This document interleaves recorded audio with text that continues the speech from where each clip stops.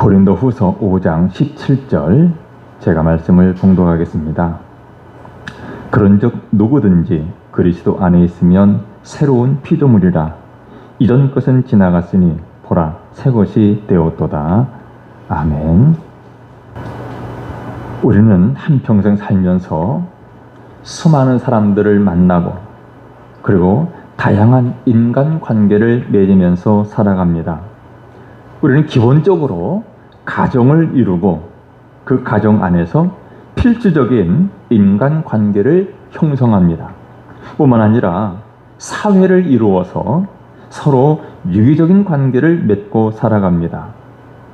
교회 역시 일반 사회와는 성격이 다르지만 예수 그리스도를 믿는 동일한 신앙을 가진 사람들로 이루어진 공동체입니다. 여러분, 우리가 행복한 삶을 살려면 좋은 인간관계가 필수적입니다. 좋은 인간관계. 그래서 사람은 누구를 만났느냐에 따라서 운명이 달라지는 경우가 많습니다. 우리가 성경의 예를 들면 다윗은 요나단을 친구로 만났기에 사울 왕의 손에서 목숨을 건질 수가 있었습니다. 또 신약성경에 나오는 나다나엘은 예수님을 만나서 제자가 되었는데, 나다나엘이 예수님을 만나게 된 데는 그의 신실한 친구 빌립의 도움이 있었습니다. 그리고 우정이 아주 돈독한 친구 관계를 이루는 관포지교라는 말이 있는데, 이 관포지교라는 말로 유명한 관중과 포숙의 우정에 관한 이야기도 있죠. 이 관중은 포숙의 도움으로 죽음을 면하기도 했고, 나중에 제나라의 재상이 되어서 큰 업적을 세웠습니다. 관중은 이런 말을 했습니다. 나를 낳아준 이는 부모님이지만 나를 진정으로 알아준 사람은 포숙이다. 그만큼 사람들은 누구를 만났느냐에 따라서 운명이 달라집니다. 여러분, 그렇지만 가장 위대한 만남이 있습니다. 가장 위대한 만남은 예수 그리스도와의 만남입니다. 여러분, 예수님의 제자들을 보십시오. 베드로와 안드레, 또 야고보, 요한. 만일 이들이 예수님을 만나지 못했더라면 아마 그들은 한평생 갈릴리 어부로 고기를 잡다가 살다 갔을 것입니다. 또 마태가 예수님을 만나지 못했더라면 그의 동족으로부터 손가락질 받는, 매국노라고 손가락질 받는 그런 세리 노릇을 하면서 사다가 갔을 것입니다. 그러나 베드로나 안드레, 또 야고보, 요한, 또 마태 등 그들 모두는 예수님을 만나고 제자로서, 사도로서 살아갈 수가 있었습니다. 예수님께서 친히 제자들에게 이런 말씀하십니다. 마태복음 19장 28절에 내가 진실로 너희에게 이르노니 세상이 새롭게 되어 인자가 자기 영광의 보좌에 앉을 때에 나를 따르는 너희, 제자들을 가르치죠. 너희들도 12 보좌에 앉아 이스라엘 12지파를 심판하리라 라고 말씀하십니다. 이 말은 예수님을 따르는 제자들, 그들의 신분이 얼마나 영광스러운가를 보여줍니다. 예수님을 만난 결과가 이렇게 위대한 것입니다. 그리고 유명한 막달라 마리아도 있습니다. 막달라 마리아는 7 귀신이 들려서 그야말로 인격이 파탄났습니다. 가족과 이웃에게 버림받는 비참한 여인이었습니다. 그런데 그가 예수님을 만나서 새 사람이 되었습니다. 우리 예수님께서 막달라 마리아를 사로잡은 7 귀신을 쫓아내자 그는 생명을 다해서 주님을 섬기는 사람이 되었습니다. 초대교회 당시에 막달라 마리아처럼 그리스도인들에게 큰 영향을 끼친 여성도 드물 것입니다. 여러분, 저와 여러분이 예수 그리스도를 만나게 된 것이 하나님의 은혜요, 하나님의 놀라운 복인 것을 믿으시기를 주 이름으로 축원합니다. 자, 오늘 본문 고린도후서 5장 17절 말씀 우리 다 같이 한 목소리를 읽겠습니다. 시작. 그런즉 누구든지 그리스도 안에 있으면 새로운 피조물이라. 이전 것은 지나갔으니 보라 새 것이 되었도다. 아멘. 그리스도 안에 있으면 새로운 피조물이라고 말씀합니다. 그리스도 안에 있는 사람들, 예수 그리스도를 믿는 사람들, 여러분 과연 우리에게 어떤 변화가 일어났습니까? 오늘은 본문을 중심으로 예수 그리스도를 믿는 사람들, 그리스도 안에 있는 사람들, 우리 성도들에게 어떤 변화가 일어났는가에 대해서 함께 말씀을 나누고 은혜를 나누고자 합니다. 먼저 예수 그리스도를 믿는 성도들은 죄인이 의인이 되는 이런 놀라운 변화가 일어났습니다. 죄인이 의인이 되는 변화. 여러분, 인간의 모든 불행의 원인은 다름이 아니라 죄입니다. 아담의 범죄로 인해서 죄가 세상에 들어왔습니다. 그리고 그의 범죄로 인해서 아담 속에 있었던 하나님의 형상이 손상되었습니다. 하나님의 형상대로 지음받은 아담과 하와가 범죄함으로 말미암아 그 하나님의 형상이 손상되고 말았습니다. 이로 말미암아 그의 자손들, 그의 후손들은 모두가 타락한 본성을 갖고 태어납니다. 그래서 성경은 사람은 모두 죄인이다 라고 표현합니다. 사람 모두 죄인입니다. 그래서 사실은 우리 사람들이 죄를 짓는 것은 환경이 나빠서 죄를 짓는 것이 아니라 죄인이기 때문에 죄를 짓는 것입니다. 이것은 물론 환경의 영향을 무시하는 말이 아닙니다. 인간 사회의 불합리한 환경, 이 불합리한 환경 역시 타락한 인간 본성에서 비롯되었다라는 것을 지적하는 거죠. 우리는 여기서 죄가 가져다 준 불행들이 무엇인지 핵심적인 것 몇 가지를 생각해 볼 수가 있습니다. 여러분, 죄가 우리에게 어떤 결과를 안겨다 주었습니까? 첫째는 우리 인간이 하나님과 원수가 된 것입니다. 하나님과 원수가 되었습니다. 인류의 조상 아담은 하나님을 불신하고 하나님께서 금하신 나무의 열매를 따 먹었습니다. 창세기 2장 16절 17절에 이렇게 말씀하셨습니다. 하나님께서 동산 각종 나무의 열매는 내가 임으로 먹으라고 말씀하셨습니다. 모든 나무 열매를 다 먹을 수가 있도록 허락해 주셨습니다. 그런데 한 가지, 선악을 알게 하는 나무의 열매, 그것만큼은 먹지 말아라 그랬어요. 만일 먹으면 반드시 죽으리라 라고 말씀하십니다. 이것이 하나님의 규칙입니다. 하나님의 법입니다. 하지만 이때 간교한 뱀이 다가와서 아담에게 말하죠. 너희가 결코 죽지 아니하리라. 하나님은 반드시 죽으리라 말씀하셨는데 간교한 뱀은 결코 죽지 않는다고 그랬어요. 그러면서 너희가 그것을 먹는 날에는 너희 눈이 밝아져서 하나님과 같이 되어서 선악을 알 줄 하나님이 아십니다. 결국 아담은 하나님의 말씀을 불신하고 뱀의 말을 들었습니다. 더불어서 아담은 뱀의 말을 듣고 하나님처럼 되겠다는 헛된 욕망을 품었습니다.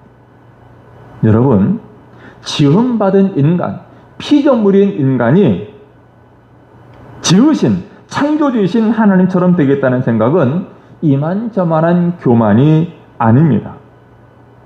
여러분, 이렇게 하나님을 거역하고 불순종한 결과 우리 인간은 하나님과 원수가 되고 말았습니다. 하나님과 원수가 되었어요. 그래서 하나님께서는 범죄한 아담을 에덴 동산에서 쫓아내셨습니다. 뿐만 아니라 평생 이마에 땀을 흘려서 수고하며 살게 하셨습니다. 그리고 하와에게는 잉태하는 고통을 크게 더하셨고 수고하고 자식을 낳게 하셨습니다. 여러분, 오늘날 이 세상이 미움과 반목과 살인과 전쟁으로 올리신 까닭은 다른 데 있는 것이 아니라 인간의 본성이 악하기 때문입니다. 타락했기 때문입니다. 그와 동시에 우리 타락한 인간들에 대한 하나님의 진노로 인한 결과죠. 자, 두 번째로 죄가 가져다준 불행이 무엇인가? 죄로 인해서 우리 인간은 죽는 존재가 되었습니다. 죽는 존재. 앞서 말한 대로 하나님께서 금지한 나무 열매를 먹는 날에는 반드시 죽으리라 하신 대로 아담의 범죄로 인해서 사망이 이 세상에 들어왔습니다. 죄의 싹은 사망이므로 죽지 아니하고 영원히 살 사람은 아무도 없습니다. 인간뿐만 아니라 다른 모든 피조물도 죽음의 세력 아래에 놓이게 되었습니다. 그래서 사람은 죽음 앞에 무력합니다. 성경은 죽음 앞에 무력한 인간들을 일컬어서 이렇게 표현합니다. 죽기를 무서워함으로 한평생 매여 종로로 타는 모든 자들을 이렇게 표현합니다. 우리 사람들은 모두가 다 죽기를 무서워합니다. 그 죽음에 한평생 매여서 종로로 타고 있습니다. 그리고 더욱 비참한 것은 사람은 모두가 다 죽게 되었는데 육신의 죽음이 전부가 아니라는 사실입니다. 성경은 악인들에게, 즉 하나님이 없이 예수 그리스도를 믿지 아니하는 불신자들에게는 둘째 사망이 기다리고 있다라고 말씀합니다. 둘째 사망. 다르게 표현하면 영원한 지옥 형벌을 받는다는 말씀이죠. 이처럼 사람은 죄로 말미암아 죽는 존재가 되었습니다. 그리고 세 번째, 죄가 가져다준 불행 또 한 가지는 죄로 말미암아 인간은 마귀의 종이 되었습니다. 아담과 하와가 하나님의 말씀을 불신하고 마귀를 상징하는 뱀의 말을 들은 것은 곧 마귀의 지배 아래에 떨어졌음을 의미합니다.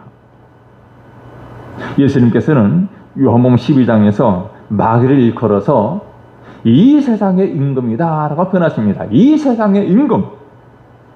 여러분, 마귀는 이 세상의 임금이 되어서 타락한 인생들을 종으로 부립니다. 여러분, 이 마귀에게는 결코 자비를 기대할 수가 없습니다. 요한복음 10장이 말씀합니다. 도둑이 오는 것은 도둑질하고 죽이고 멸망시키는 것뿐이다 라고 말씀하셨죠. 그 말씀처럼 마귀는 우리 인간들의 생명을 노략질하고 파멸시키기 위한 한 가지 목적을 가지고 역사합니다. 여러분이 마귀가 전력을 다해서 행하는 일은 사람들로 하여금 예수 그리스도를 믿지 못하게 만들어서 사람들의 영과 육을 끝까지 파멸시키려는 것임을 기억하시기를 바랍니다. 이처럼 죄의 결과는 그야말로 끔찍합니다. 그러므로 인간의 비참한 운명을 해결하려면 먼저 죄를 해결받지 않으면 안 됩니다. 반드시 죄 문제를 해결받아야만 됩니다. 자, 그런데 타락한 인간이 무슨 수로 자기의 죄를 해결할 수 있겠습니까? 타락한 인간은 스스로의 힘이나 능력으로는 결코 이 죄 문제를 해결할 수가 없습니다. 마귀의 종된 상태에서 인간 스스로의 힘으로 죄를 해결하는 것은 불가능합니다. 우리 어떤 선행을 통해서도, 어떤 수양을 통해서도 결코 하나님 앞에서 우리의 죄 문제를 해결받을 수가 없습니다. 그러나 우리로서는 불가능하지만 하나님께서는 얼마든지 가능하십니다. 하나님께서는 우리에게 죄 문제를 해결할 수 있는 의롭게 되는 길을 열어주셨습니다. 그것은 하나님의 독생자 예수 그리스도를 믿는 것입니다. 죄 없으신 예수 그리스도의 희생만이 우리의 죄를 해결할 수 있습니다. 예수 그리스도께서 십자가에서 피 흘려 죽으심으로써 우리를 위한 속죄를 완성하셨습니다. 그러므로 누구든지 예수 그리스도를 믿기만 하면 죄 사함을 받고 하나님 앞에서 의롭다는 인정을 받을 수 있게 된 것입니다. 그래서 바울은 로마서 8장에서 이렇게 선포합니다. 같이 한번 읽어볼까요? 시작. 그러므로 이제 그리스도 예수 안에 있는 자에게는 결코 정죄함이 없나니 이는 그리스도 예수 안에 있는 생명의 성령의 법이 죄와 사망의 법에서 너를 해방하였음이라. 아멘. 예수 그리스도 안에 있는 자는 결코 정죄함이 없습니다. 하나님께서는 예수 그리스도 믿는 자를 죄 있다라고 말씀하지 않으십니다. 물론 이 땅에 살아가는 동안에 우리가 여러 가지 실수도 많고 허물도 많습니다. 하지만 그것 가지고 하나님이 왈가왈부하지 않느라 말씀이죠. 그것 때문에 우리가 지옥 가는 일은 없다는 말입니다. 우리는 죄와 사망의 법에서 이미 해방받았습니다. 그러면 여러분, 예수 그리스도를 믿는 여러분들에게 일어난 이 첫 번째 변화, 죄인이 의인이 된 이 사실을 기억하고 의롭게 된 사람답게 죄에서 자유함을 누리며 살아갈 수 있기를 제 이름으로 축원합니다.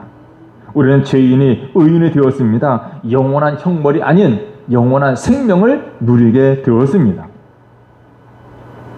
두 번째, 예수 그리스도를 믿는 성도들에게 일어난 변화는 하나님의 자녀가 된 것입니다. 하나님의 자녀. 우리 범죄한 인간의 영적 실상에 대해서 에베소서 2장 1절에서는 허물과 죄로 죽었던 너희들이라고 표현합니다. 아담이 범죄함으로 말미암아 아담의 모든 후손들은 허물과 죄로 죽었던 이미 죽은 상태에 처했습니다. 육신은 살아서 활동하고 있지만 그 영은 죽은 상태입니다. 그런데 예수 그리스도를 믿으면 영이 거듭나게 됩니다. 거듭남은 영적 출생을 의미합니다. 다시 태어나는 거죠. 그래서 요한복음 1장에 보면 이렇게 표현합니다. 영접하는 자, 곧 그 이름을 믿는 자들에게는 하나님의 자녀가 되는 권세를 주셨으니 이는 혈통으로나 육종으로나 사람 뜻으로 나지 아니하고 오직 하나님께로부터 난 자들이니라. 하나님께로부터 다시 났습니다. 여러분, 아기가 태어납니다. 신생아가 태어나는 것은 그 아기의 의지, 자기의 의지와는 상관이 없고 오직 부모의 뜻에 의한 것입니다. 그렇듯 영적인 출생인 이 거듭남도 우리의 의지와 상관이 없고 오직 하나님의 뜻에 달려 있습니다. 하지만 우리가 해야 될 일이 있습니다. 우리가 해야 할 일은 예수 그리스도를 믿는 것입니다. 예수 그리스도를 믿으면 성령께서 역사하셔서 죄와 허물로 죽은 우리의 영을 거듭나게 하십니다. 우리가 이치상으로는 성령께서 우리의 영을 거듭나게 하시는 것이 먼저이고 믿는 것이 그 다음이다라고 말할 수도 있습니다. 그런데 믿는 것이 먼저냐 아니면 거듭나게 하시는 성령의 역사가 먼저냐 하는 것은 사실 우리의 경험을 통해서는 증명할 수가 없습니다. 다만 우리가 알 수 있는 것은 믿는 사람은 거듭난 사람이고 또 거듭난 사람은 반드시 믿는 사람이다라는 사실입니다. 또 이 같은 차이점이 사실은 예수 믿고 구원받는데 아무런 장애가 되지 않습니다. 어느 편이 옳은지를 놓고 지나치게 집착할 필요가 없습니다. 분명한 것은 성경에서 말씀하신 바대로 영접하는 자, 곧 예수 그리스도를 믿는 자들에게는 하나님의 자녀가 되는 권세를 주신다라는 사실입니다. 여러분, 우리는 모두가 하나님의 은혜로 말미암아 믿음을 갖게 되었습니다. 그 믿음으로 말미암아 이미 거듭났고 하나님의 자녀가 되는 권세를 누리게 되었습니다. 권세를 받았습니다. 여기서 우리 한 가지 생각할 것은, 그렇다고 해서 내가 믿는 이것이 하나의 공로가 되어서 하나님의 자녀가 되는 자격을 획득한 것이 아니란 사실입니다. 믿는 우리에게 하나님의 자녀가 되는 권세를 주시는 것은 전적으로 하나님의 뜻에 의한 것입니다. 여러분, 우리는 믿음으로 말미암아 하나님의 자녀가 되었습니다. 여러분, 하나님의 자녀가 된 이것이 얼마나 고귀한 것인지 모릅니다. 하나님의 자녀는 적어도 천사들보다도 더 고귀한 신분입니다. 뿐만 아니라 요한계시록 22장에 보면 그들이 세세토록 왕노릇하려다. 하나님의 자녀들은 세세토록 왕노릇합니다. 그러므로 하나님의 자녀의 신분은 말할 수 없이 위대하고 영광스러운 것이라는 거죠. 여러분은 이와 같은 사실을 분명히 알아야 합니다. 내가 예수 그리스도의 믿음으로 말미암아 하나님의 자녀가 되었다는 사실. 하나님의 자녀가 된 우리 성도들은 이것을 안다면, 이것을 믿는다면 우리 세상에 살면서 때로 시련을 당하고 핍박을 받더라도 낙심하거나 굴복하지 않습니다. 어떤 시험이 다가올지라도 우리는 담대하게 외칠 수가 있습니다. 뭐라고요? 주는 나를 돕느니시니 내가 무서워하지 아니하겠노라. 사람이 내게 어찌하리요? 하나님이 나를 도와주시는데 그 어떤 사람도 나를 어떻게 해볼 도리가 없다는 거죠. 어떤 문제도 우리 넉넉히 헤쳐나갈 수가 있습니다. 왜냐하면 우리 아버지 되시는 하나님께서 도와주시기 때문입니다. 더구나 하나님의 자녀들에게는 위대한 특권이 있는데 그것은 언제라도 하나님 아버지의 보좌 앞에 나아갈 수 있게 되었다는 사실입니다. 하나님의 보좌에 나아갈 수 있는 특권. 여기 말하는 하나님의 보좌란 구약의 성전의 지성소를 의미하죠. 구약 시대에는 대제사장만이 1년에 단 한 차례 지성소에 들어갈 수 있었습니다. 그만큼 지성소는 위험 있는 곳이었어요.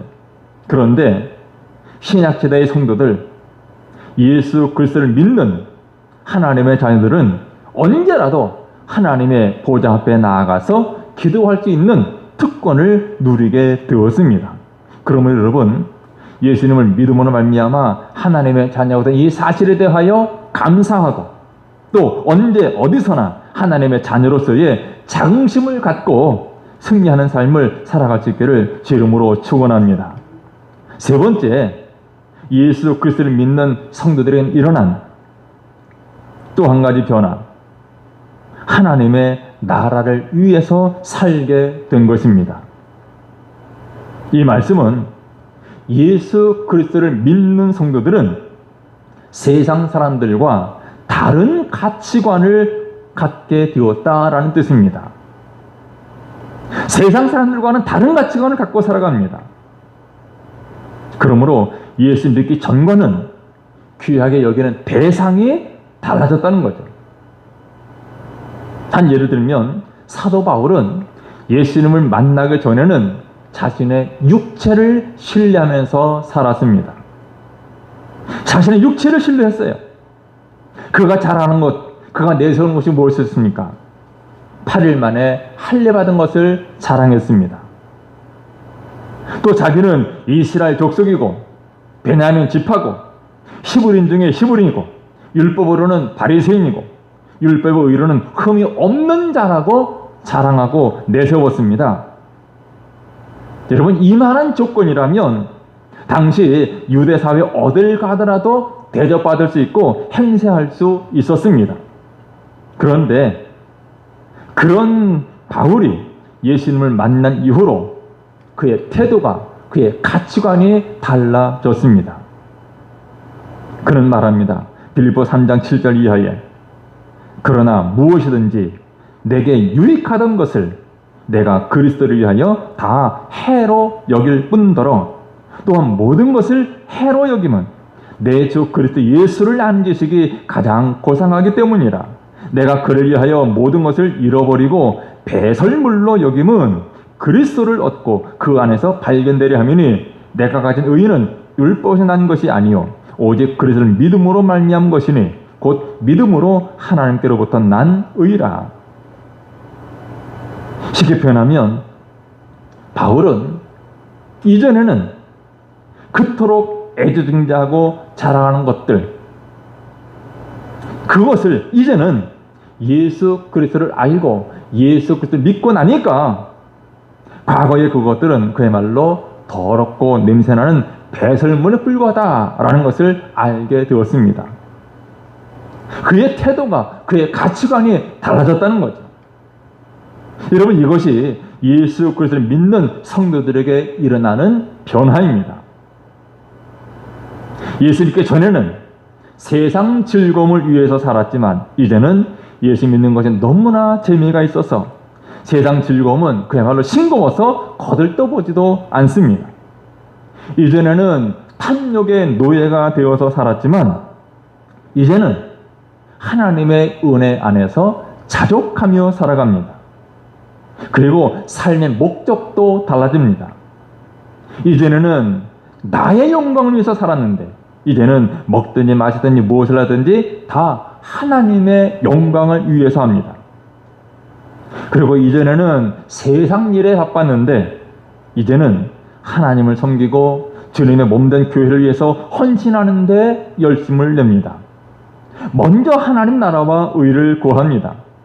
뿐만 아니라 사생관도 달라져요. 죽음에 관한 생각이 달라져요. 이전에는 목숨에 연연해서 살았습니다.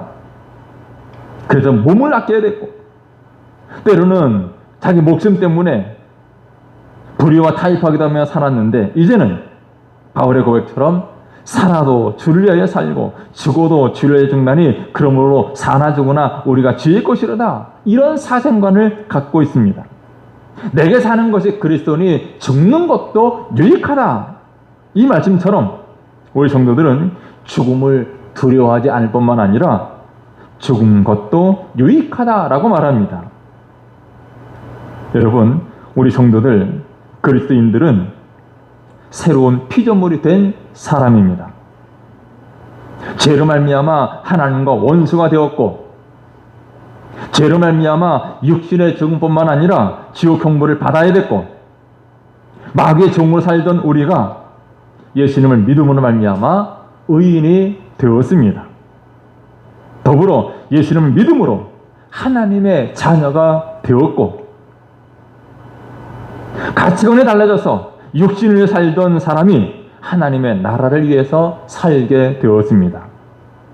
여러분, 예수 그리스도 안에서 여러분들에게 일어난 이 놀라운 영적인 변화 또 새로운 신분을 자각하셔서 남은 인생 하나님을 기쁘시게 하는 새로운 피조물의 삶을 살아가시기를 주님의 이름으로 축원합니다. 기도하겠습니다.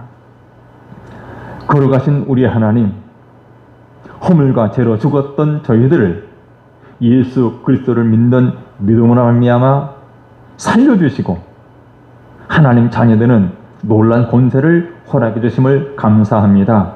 이제 우리가 변화된, 달라진 이 놀라운 은혜를 기억하면서 일생 동안 하나님을 기쁘시게 하는 삶을 살아가는 새로운 피조물의 삶을 살아가게 해 주옵소서. 예수님의 이름으로 기도드리옵나이다. 아멘.